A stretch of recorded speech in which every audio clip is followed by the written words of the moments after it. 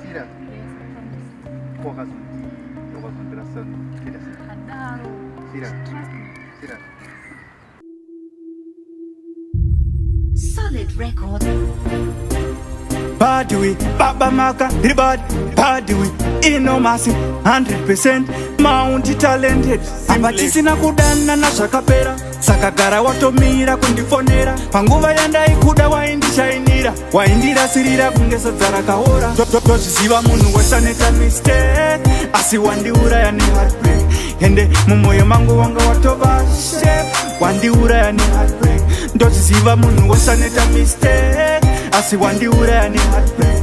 Ende mumoyo mangu wanga watova chef, wandiuraya ne heartbreak.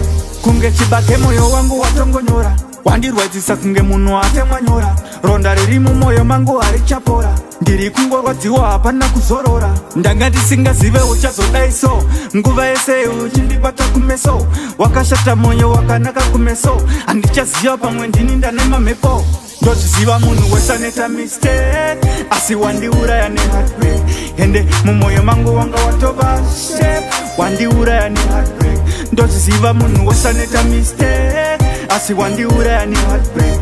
Ende mumoyo mangu wanga watova chef, wandiuraya ne heartbreak. Ndaitrai kukufadza nezvandaiwana, asi ndiwe wega wakatambisa mukana. Patakadana na ipapo aiwa pakwana, wakundida nhasi nekuti owambana. Hapachisina kudana nazvakapera, sakagara watomira kundifonera. Panguva yandaikuda waindishainira, waindirasirira kunge sadza rakaora. Ndochiziva munhu wesaneta mistake, asi wandiuraya ne heartbreak.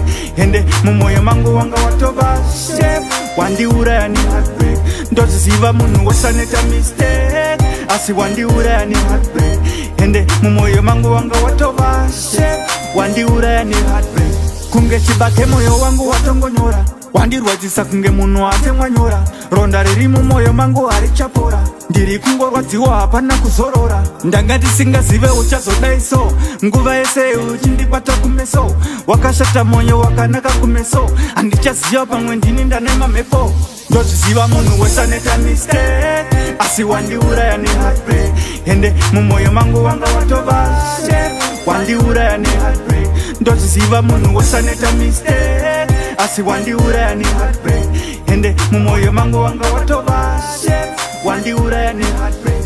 Ndochiziva munhu wesaneta mistake.